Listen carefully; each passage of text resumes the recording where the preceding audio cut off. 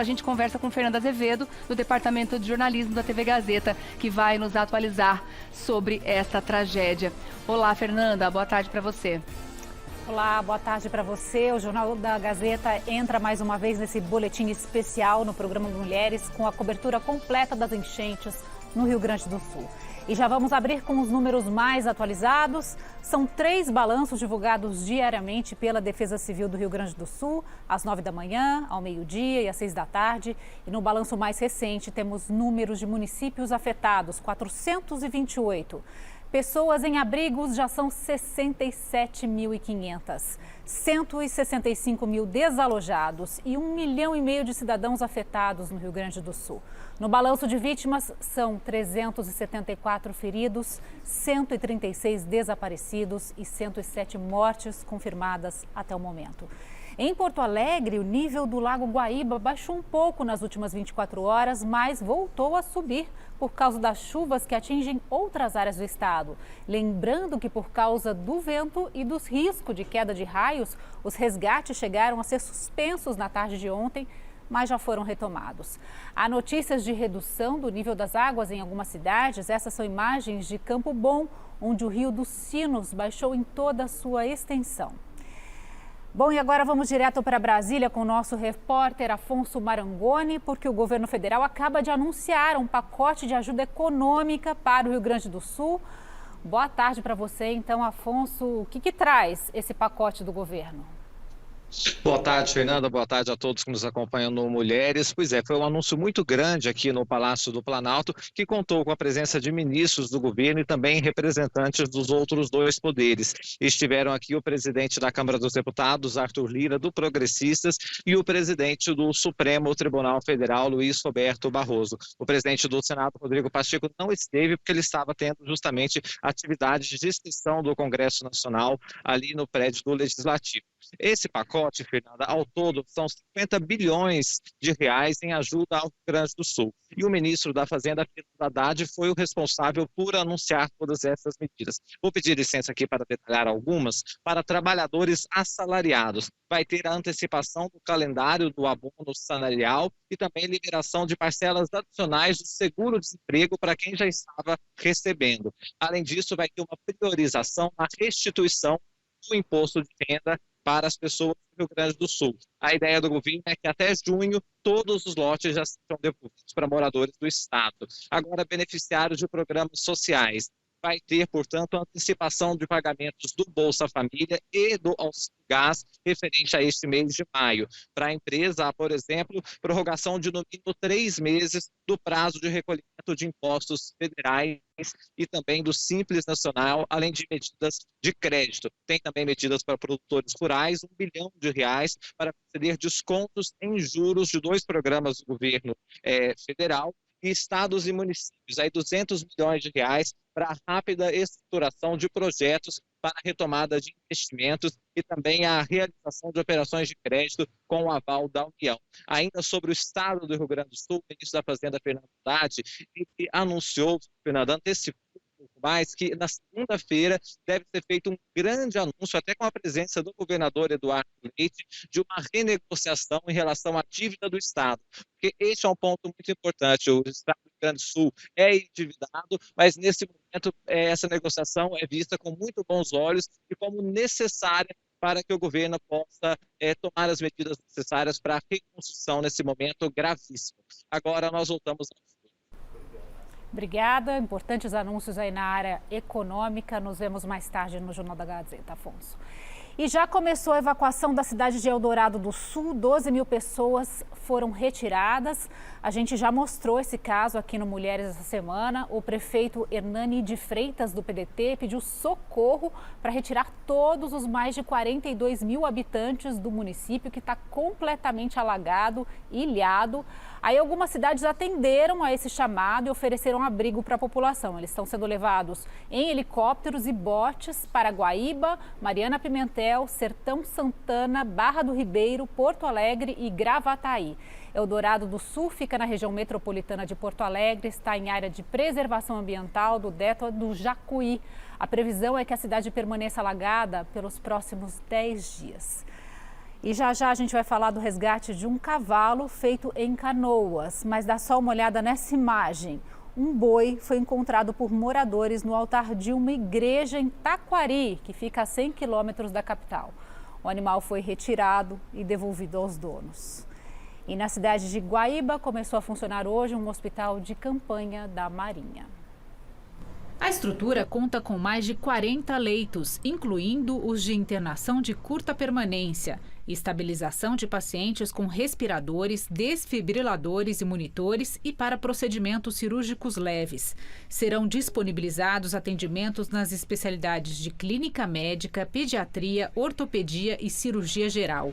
De acordo com a Marinha, 43 militares da área da saúde, entre médicos, enfermeiros, psicólogos e profissionais de outras especialidades, vão atender no local.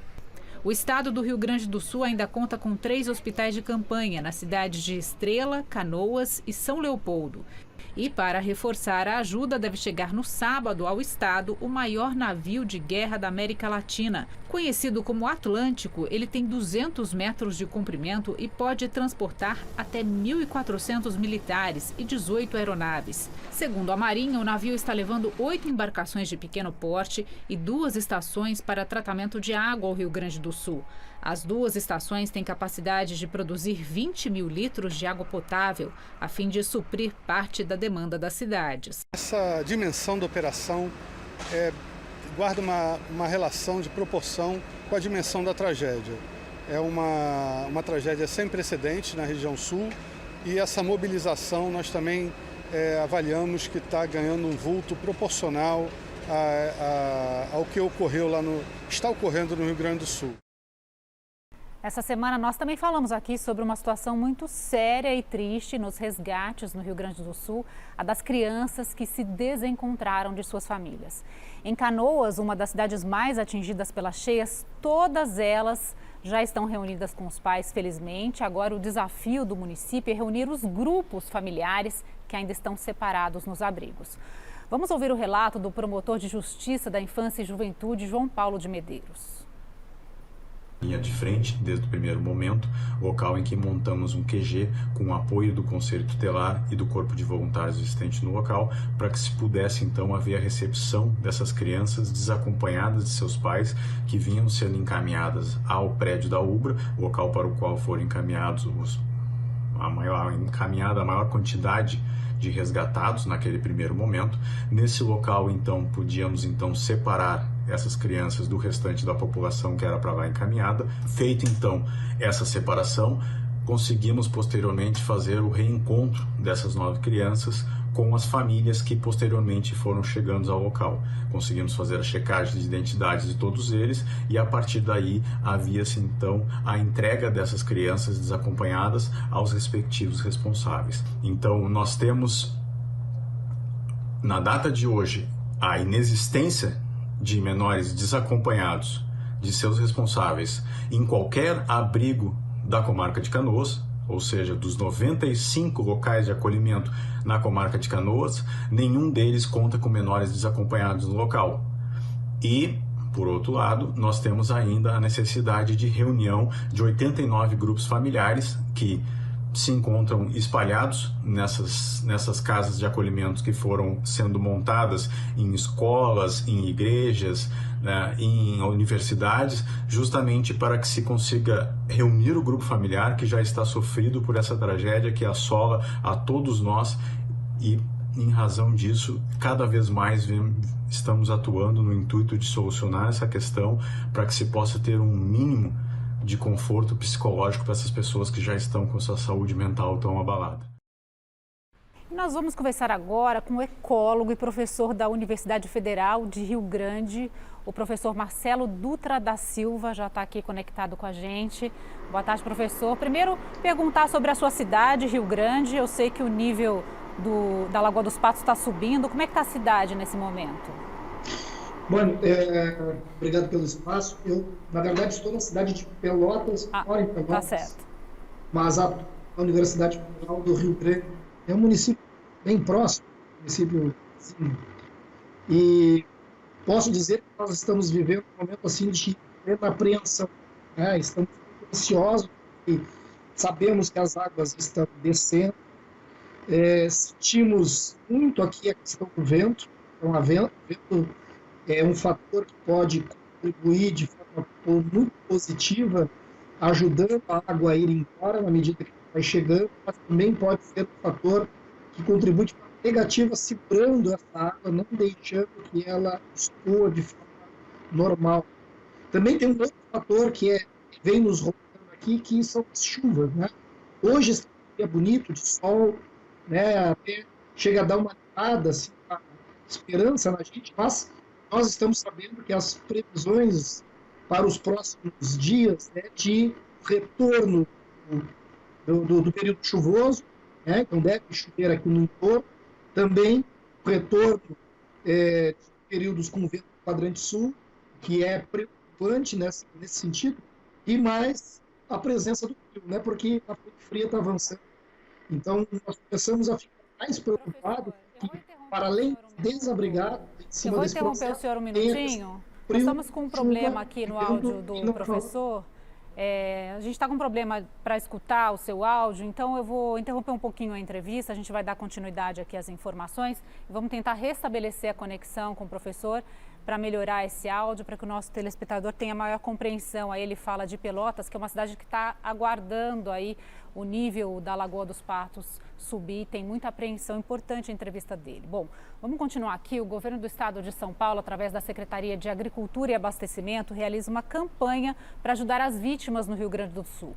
A pasta vai oferecer apoio técnico, além de doações que já estão sendo mobilizadas pelo setor para a recuperação de áreas rurais. A campanha chamada Agro SP Solidário tem 3 frentes de atuação. A primeira é de recebimento de doações nas casas de agricultura e regionais espalhadas pelo estado. Na capital, fica localizada na sede da Secretaria de Agricultura e Abastecimento, na Praça Ramos de Azevedo, número 254, na região central. Para quem é de fora da cidade, a unidade mais próxima pode ser encontrada no site da Coordenadoria de Assistência Técnica Integral. As doações podem ser entregues de segunda a sexta-feira, das 8 às 5 da tarde. São aceitos alimentos não perecíveis, água potável e produtos de higiene pessoal. Parte do material recebido será encaminhada para o Fundo Social de Solidariedade do Estado de São Paulo, na Avenida Marechal Mário Guedes, número 301, no Jaguaré. As doações também podem ser feitas diretamente no local. A pasta de Agricultura e Abastecimento também realiza a compra de água potável e materiais de limpeza com as doações recebidas de pessoas e entidades do setor agrícola do estado. Então a gente, através dos presidentes de Câmara Setorial, cada um que é responsável ali na sua cadeia, tem procurado os seus parceiros, procurado os produtores, mobilizado. Até agora a gente contabiliza o envio de quase 58 mil litros de água potável e mais 2 carretas que devem estar saindo nos próximos dias com material de limpeza e higiene pessoal. Essa mobilização tem sido do próprio setor, então, ou seja, os próprios produtores rurais, agroindustriais, consultores, todos aqueles que têm envolvimento com essas cadeias, e aí são várias cadeias produtivas, né? Eu posso destacar aqui a cadeia da pecuária, a cadeia da produção de ovos e derivados, de uva e vinho, que foram as primeiras a se organizar. A terceira ação oferece ao governo do Rio Grande do Sul apoio técnico e científico a ações de pesquisa e extensão que possam apoiar diretamente os produtores rurais atingidos pela tragédia. Tem áreas que foram completamente soterradas com lama. Então, essa lama às vezes tem dejetos, tem rejeitos, tem pedra, tem madeira, tem tudo que você imaginar. A gente espera que aí questão de pelo menos um semestre para que a gente tenha uma situação regular. Além da chuva prevista para o fim de semana, vai esfriar bastante, então vamos às informações da previsão do tempo. A partir de hoje à noite, o ar polar que vem com a frente fria vai esfriar do Uruguai até o Rio Grande do Sul. Áreas no sul gaúcho devem amanhecer com temperaturas um pouco abaixo de 10 graus. A previsão também indica volumes elevados de chuva em todo o Rio Grande do Sul, mas algumas áreas em 5 dias pode cair até 300 milímetros de acumulado. São essas áreas mais escuras aqui no mapa. Então, isso é o dobro do esperado para o mês inteiro e onde já choveu bastante. E com o escoamento das águas do Guaíba, lá na região metropolitana de Porto Alegre, o drama das enchentes vai se deslocar agora também para o sul do estado. A Lagoa dos Patos transbordou e já expulsa os moradores de casa. As cidades de São José do Norte, São Lourenço do Sul, Pelotas e Rio Grande estão em estado de alerta, apesar do sol que apareceu hoje. A mudança na direção dos ventos deve dificultar ainda mais o escoamento das águas para o mar e facilita a entrada dessas águas nas cidades. Em Pelotas, cerca de 100 mil pessoas moram em zonas de risco para alagamentos, estão recebendo ajuda. Em Rio Grande, 1.500 já saíram de casa, 3 abrigos foram montados e outros 6 estão em preparação. A Prefeitura de Pelotas fez um apelo para que pessoas que ainda resistem deixem suas casas e procurem um local seguro. As águas baixaram na cidade, mas devem subir nas próximas horas. Nós precisamos respeitar a força da natureza, por isso a gente pede atenção, por favor, permaneçam, quem está fora de casa, permaneça fora de casa, quem ainda está em área de risco, aproveite, né, esse momento, mais essas horas que a natureza está nos dando de tranquilidade para sair, né, com toda a serenidade da sua casa, em segurança, e ir para zonas mais altas e seguras. Quem precisar de abrigo público, nós temos como acolher, mas vamos aguardar com responsabilidade. É isso que eu peço, está todo mundo aqui, né, nós estamos aqui mobilizados, porque a gente sabe que o momento ainda é de alerta, ainda é grave, e a gente precisa estar unidos nessa compreensão, né, estarmos alinhados, estarmos na mesma página para a gente não falhar. Agora aquela notícia que traz um alento para a gente no meio de tanta tristeza. Um cavalo que foi flagrado essa semana se equilibrando sobre um telhado em uma área completamente alagada na cidade de Canoas foi resgatado por uma equipe de bombeiros e veterinários aqui de São Paulo nesta manhã. Os bombeiros aqui do estado de São Paulo, com veterinários também do estado, participaram da operação com o apoio do Exército. O animal foi apelidado de Caramelo nas redes sociais. A princípio até chegaram a divulgar que se tratava de uma égua, mas depois veio a informação de que o animal era mesmo macho. A operação foi bem impressionante, viu? O animal de 350 quilos foi sedado, deitado num bote e seguiu por quase meia hora num percurso de 4 quilômetros até chegar num ponto seco da cidade. O cavalo foi levado até o hospital veterinário para receber os cuidados necessários. Caramelo estava há 4 dias ilhado no telhado. E agora há pouco os bombeiros de São Paulo divulgaram um vídeo com mais informações sobre esse caso, então vamos conferir. Nós realizamos ali a contenção física do animal em conjunto com o corpo de bombeiros. A partir dali tivemos que lançar uma contenção química de uma anestesia geral para que ele pudesse ser colocado em cima da balsa e a partir daí ele ser puxado até terra firme e a partir daquele momento ele se manteve em plano anestésico satisfatório, não colocando em risco todos da equipe e ele também não. E a partir dali ele foi conduzido para o caminhão da cavalaria e trazido até o hospital veterinário para maiores cuidados. Está aqui hoje já recuperado da anestesia e plenas condições clínicas sob os cuidados e responsabilidade da equipe médica.